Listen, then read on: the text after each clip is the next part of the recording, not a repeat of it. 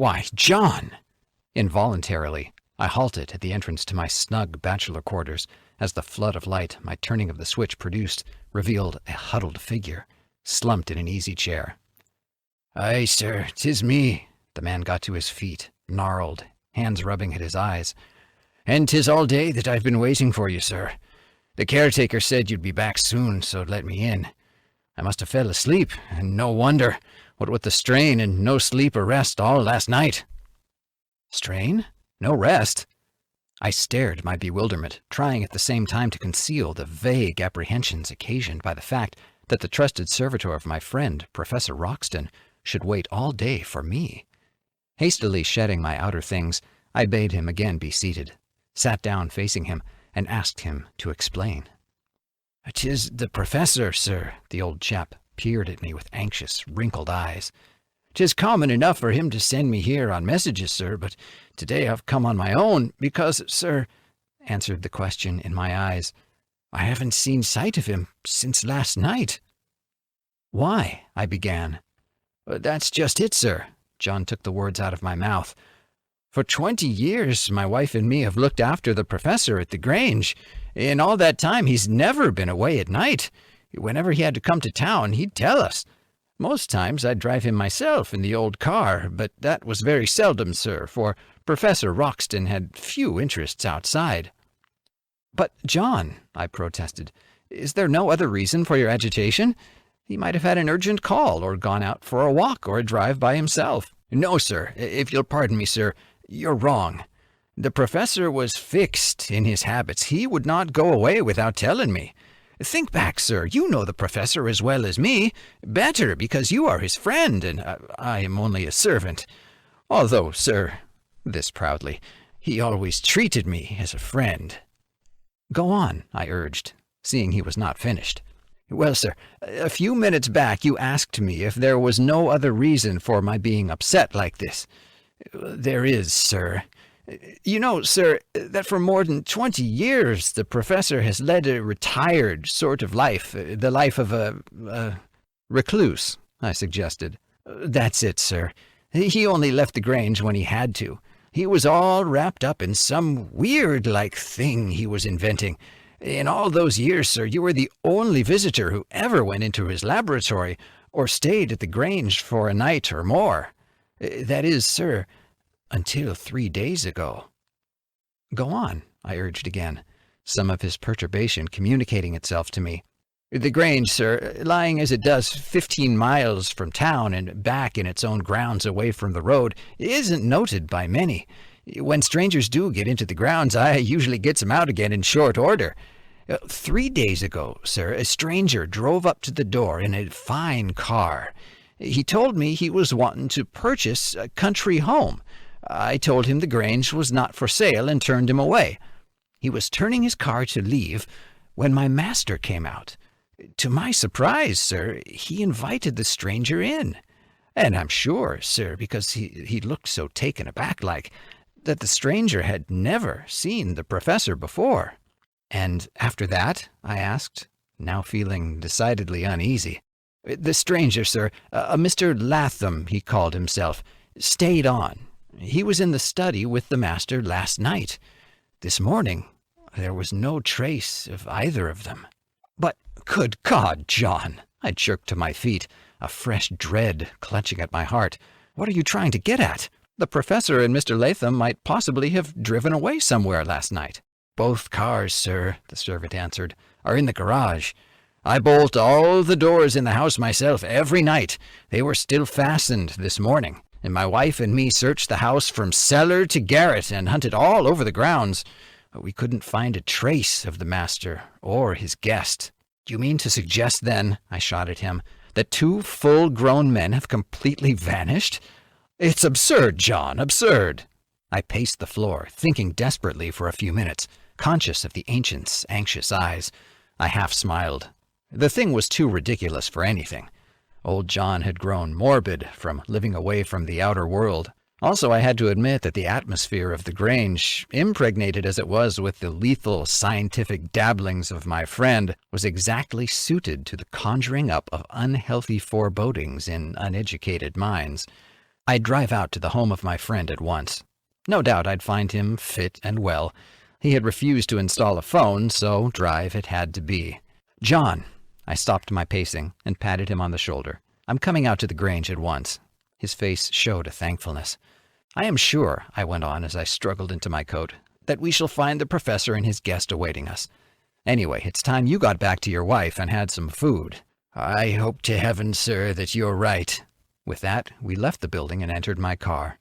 Although I had tried to dispel my fears, although I had tried to banter John out of his dread, I drove that evening as I had never driven before or since.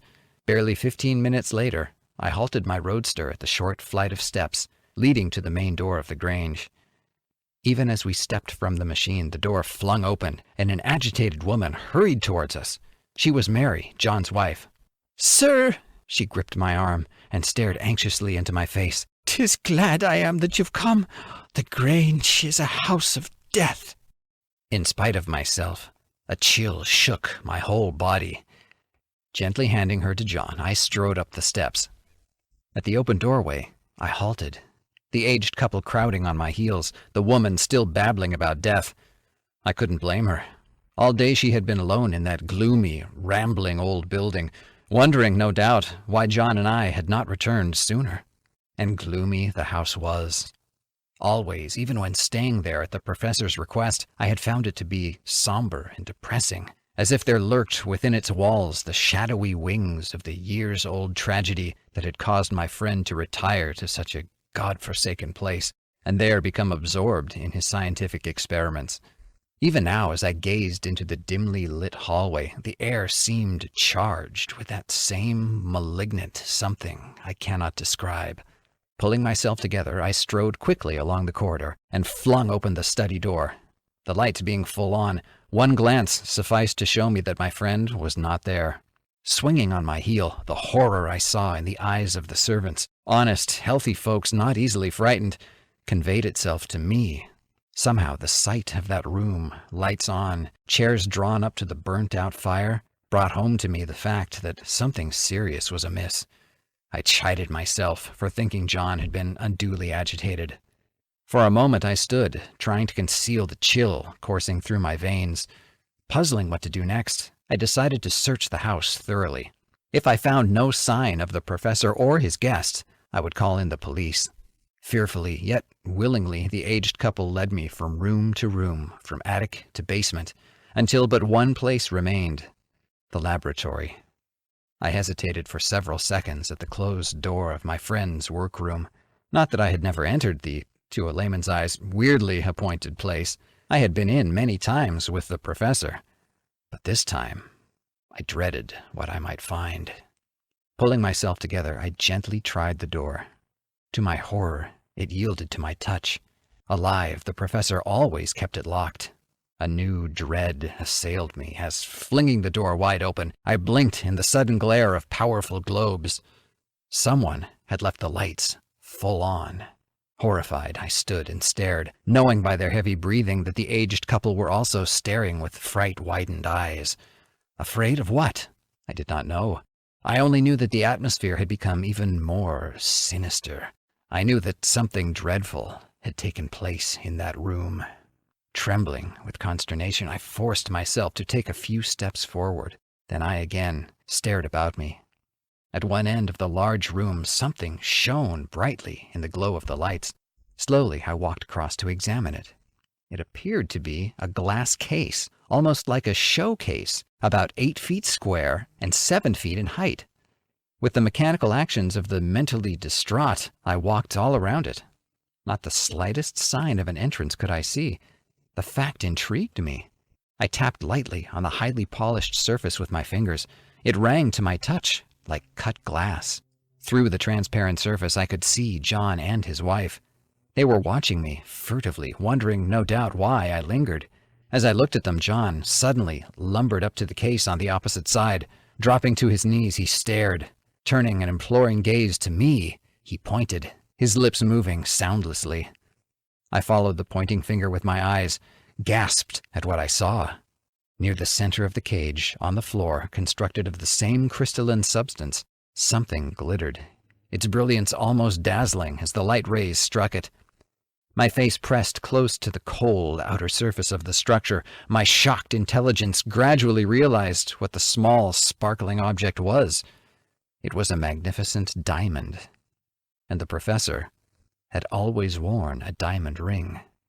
In a sudden frenzy of horror, I pawed my way around the cage to where John still knelt. As I reached him, he jerked his head in a numb way as he croaked, "It's a diamond, sir. The professor's." "But how?" I implored. "How can it be? There's no way into this thing. Perhaps he was working here and the stone came loose from its setting. He couldn't have dropped it after the cage was completed." "It's his diamond, sir," intoned the old man dully. "I know it is." Then a sudden, unreasoning terror filled me. I shrank away from that shining box. It seemed to be mocking me, gloatingly, malevolently. "Quickly," I threw at the aged couple. "Let us get out of here, now, at once." They needed no second urging. I knew that they felt as I felt. The laboratory was a sepulchre. 5 minutes later, I was guiding my car over the narrow road to town. I did not pause until I drew up at police headquarters. I suppose my appearance was distraught, for I was ushered into the presence of the chief without delay. In a few moments, I had poured out my story. He listened with a polite calmness I found almost maddening. Leaning back in his chair, he reviewed, audibly, the facts. "Some 20-odd years ago, your friend, Professor Roxton, married. He was so absorbed in the pursuit of some weird invention that he neglected his bride. She ran away with another man. This man deserted her and disappeared. The professor found her many months later in desperate health. Shortly afterwards, she died. Your friend tried to trail the man, but failed. Shocked and saddened beyond measure, he retired to a place known as the Grange." He suddenly straightened up in his seat and pointed at me with a thick forefinger. "How long have you known Professor Roxton?" "About 10 years, I answered. "What was he trying to invent?" "I don't know," I replied. "And yet you had his confidence in other matters." "But what has all this to do with finding out what has become of my friend?" I blurted out. "Perhaps every moment counts."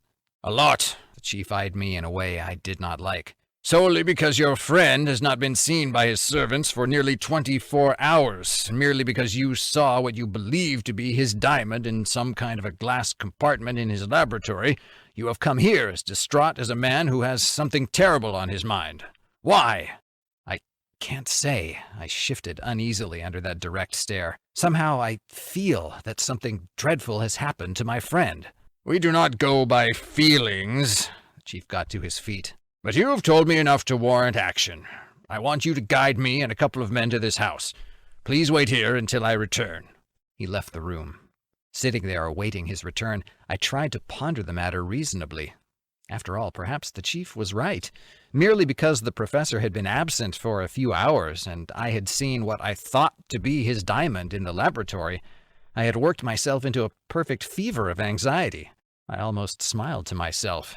In that business-like office, the whole affair did seem absurd. After all, the professor did not have to answer to his servants for his actions. Heavy footsteps announcing the chief's return caused me to rise to my feet. A few minutes later, in company with the 3 officers, I was driving again towards the Grange. We made the return journey in almost complete silence. Occasionally, the chief would shoot a question at me, but the night air cooling my fevered brain, my replies were guarded. He realized that fact, for I felt his eyes upon me all the way. What was going on behind that broad forehead, I wondered. Then we reached the Grange. As we mounted the steps, John, his wife herding behind him, flung wide the door. He answered the question in my eyes with a negative shake of his head, and the words, "Nothing fresh, sir." The chief eyed him keenly, then curtly bade him lead the way to the laboratory. John hung back, his face blanched. "I can't, sir," he faltered. The chief turned to me, and although I wanted to follow John's example, although the atmosphere of the house had again filled me with an unshakable dread, I led the way, standing back at the door to allow the officers to enter first.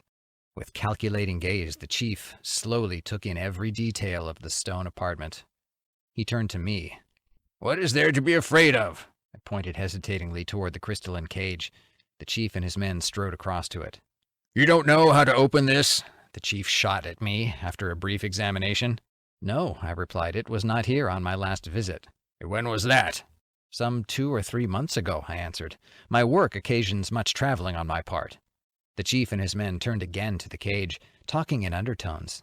He turned again to me. You notice that this thing is built in sections. One of them must be movable. Perhaps... He paused as his eyes fell upon some wires and tubes that trailed across the floor from underneath the cage to a switchboard fastened to the wall. Perhaps, he repeated, it is worked from that board. He crossed over, stared thoughtfully at the shining levers for some seconds, and moved one slightly. The result was astounding. All 4 of us stared with unbelieving eyes as slowly, without the faintest sound, a section of one wall slid inwards, as if guided by invisible tracks on floor and ceiling. Guess that's enough for now. With those words, the chief backed away almost timidly, I thought, from the switchboard and walked to the cage. For a moment he hesitated, but he entered and emerged with the sparkling object in his hand. It's the professor's, I choked, crowding close to him. How do you know? He shot back. All unset stones look pretty much alike. I just know, was all I could falter. You just know. The chief sat down on a stool and regarded me searchingly. Mr. Thornton, when I started out with you, I thought I was on a wild goose chase, or the trail of a confession. You looked exactly like a man who had either committed a serious crime or was getting over a bad drunk. I feel sure now, he again regarded the diamond, that your story was not the product of an alcohol-crazed brain. Come on. He lurched to his feet and grasped me at the shoulder. Come through. Without answering, I wrenched myself free. Over my shoulder, I saw one of the policemen at the door. In the hand of the other, a revolver suddenly appeared. Good God! I glared in bewilderment from one to another. Was I going mad? Surely this was some awful nightmare. What had I said to make them suspect me of having committed a revolting crime? Sit down! The command came from the chief. Mechanically, I found a stool and obeyed him. Hold your stations, boys, and listen carefully, he ordered his men. Then he turned to me. Professor Roxton was a wealthy man without kith or kin? Yes. Did you know the nature of his will? Yes. Chilled to the heart, I felt the circumstantial net tightening. What is its nature? This house and an annuity to John and his wife, I explained. The residue of his wealth to me. Humph. The chief stared at me piercingly. And how has business been with you lately? Damn the man. What right had he to put me through the 3rd degree? I felt my state of dazed horror slowly giving way to anger. I glanced around. The pistol still menaced. The man at the door had not moved. It was useless to try and evade the questions. For the past year, I replied, business has been very poor. In fact, the professor advanced me some money. Again, that irritating, non-committal grunt. The chief turned in his seat and stared thoughtfully at the crystalline cage. And you don't know what the professor was trying to invent? Only its nature, I began. Ah, that's better. Why didn't you tell me that before? The chief leaned forward. Well, I explained, the whole thing seems so absurd. When the professor told me how his married life had been broken up, he told me that at the time he reached the utmost depths of human suffering. Absolute zero, he called it. Ah. The experiments he indulged in, I continued, trying to hide the shiver pimpling my flesh, were to produce an actual state of absolute zero. It is years since he told me this. I had almost forgotten it. And exactly what is an absolute zero? The chief's eyes never left mine. Well, I protested, please understand that I also am a layman in these matters. According to my friend, an absolute zero has been the dream of scientists for ages. Once upon a time, it was attained, but the secret became lost. And exactly what is absolute zero? Curse the man. I could have struck him down for the chilling level of his tone. I forced myself to go on, realizing that I was damning myself at every step. An absolute zero is a cold so intense it will destroy flesh, bone, and tissue. Remove them. My voice rose in spite of myself, leaving absolutely no trace. No trace. Something attracted my eyes. The chief had opened his hand. The diamond there flashed and sparkled, as if mocking me. I pulled myself together and went on. It all comes back to me now. One day I came out here and found the professor terribly distraught. He told me that, with the aid of electric currents, he had been able to invent the absolute zero, but he could not invent a container. Why? Those eyes continued to bore into mine. Because, remember, it is years since he told me this, there was difficulty in controlling the power. Besides destroying living things, it would destroy bricks and mortar, stone and iron. Only one substance it could not wipe out: crystalline, of diamond hardness. I know now. I jumped to my feet and grabbed the chief's arm. I know now what he meant. Fool. Why did I not think of it before? This, I swung towards the cage, is compensation. Almost panting in my eagerness, I went on. My friend told me that the law of compensation would atone to him for the tragedy of his youth. Absolute zero in suffering would be atoned for by a real state of absolute zero. Chief, I whirled on him. Don't you understand? This is the perfected dream of my friend. It is the absolute zero. Plausible, but not convincing. I slumped back at the officer's words. That does not explain the professor's disappearance. Even if it did, what about Mr. Latham? And don't forget, this contrivance is worked from outside. We found the diamond inside. Of course, he might have placed it there himself to test the machine, he concluded. Of course, that's it, I commenced. But I regretted the words when I saw suspicion flicker again in the chief's eyes. Lamely, I finished. And he has probably rushed off in an ecstasy of triumph to acquaint professional colleagues. Without unlocking any doors or taking a car, eh? Mr. Thornton, the chief stood up and regarded me sternly. As a sensible man, don't you think yourself that your story is a bit thin? The professor has disappeared. Here is a strange-looking case which you say is an absolute zero container. Whether you know or are just jumping at conclusions remains to be proved, but even if it is, do you think that after perfecting such a tremendous invention, the professor would commit suicide? On the contrary, I gasped. My friend was a man of gentle, kindly disposition, but strong purpose. I should think his first action on attaining his life's ambition would be to notify me, his closest friend. And he didn't. Every word condemned me and roused me to retaliate. Chief, I know enough of the law to know that before you can try a man for murder, you must prove that murder has been committed. I grinned savagely. You must have the corpus delicti. Go ahead, find my friend or his remains, or else withdraw your charges. I grinned again with shocked mirthlessness. Then I buried my head in my hands. I had called in the police to help find the professor, and they had only blundered around and asked a lot of stupid questions. The chief had practically accused me of murder, something I knew he could not prove, yet feared he might. Because I had told the chief of the locked doors and unused cars, he had confined his investigations to the house itself. He interrupted my thoughts. Mr. Thornton, I'm going back to town. You will remain here with my men. I advise you to get some sleep, as I shall not be able to carry out certain investigations until the morning. One of my men will spend his time searching the house and patrolling the grounds. The other one will stay here with you. He turned away, whispered some instructions to his men, and followed by one of them, silently left the laboratory. I started to protest, tried to follow him. The man at the door stopped me. Silently, almost grimly, he indicated a narrow cot at one end of the room. For a moment, I hesitated, feeling the man's eyes upon me. Sleep on my dead, I felt sure he was dead, friend's cot. Sleep in that fearful place. My whole being crawled with horror. I turned again to the man. His features were unyielding.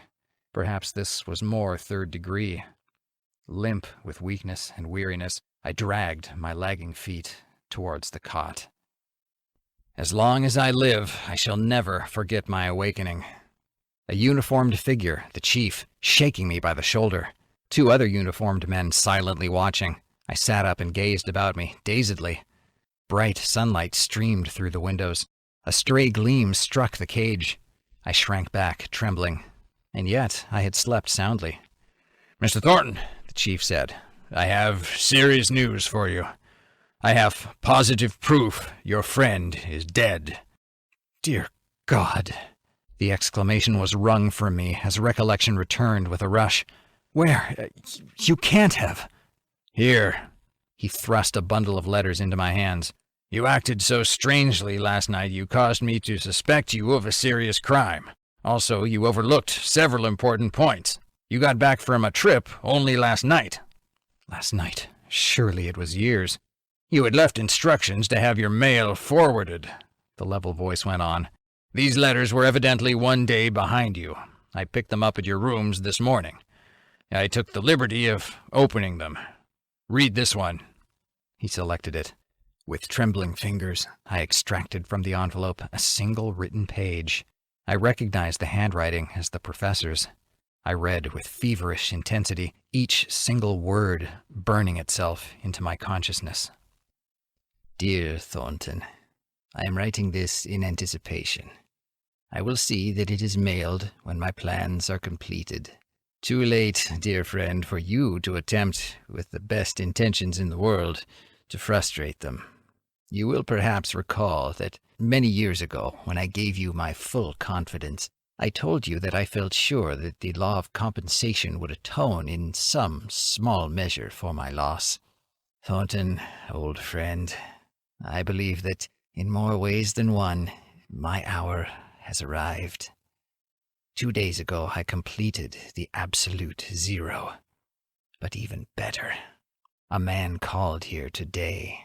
Although he did not recognize me, I saw through the veneer of added years with ease. Fate, call it what you will, my visitor is the man who wrecked my happiness. Under pretext, I shall detain him. I shall induce him to enter the crystalline cage. I have already arranged a dual control which the power will destroy when I apply it from inside the cage. Please destroy the cage. It will have brought compensation to me before you read this. Goodbye, dear friend. Roxton. "I apologize, Mr. Thornton." The chief offered a hand, which I clutched in mingled sorrow and relief. The world had lost a genius. I had lost a dear friend. But he was right. It was compensation.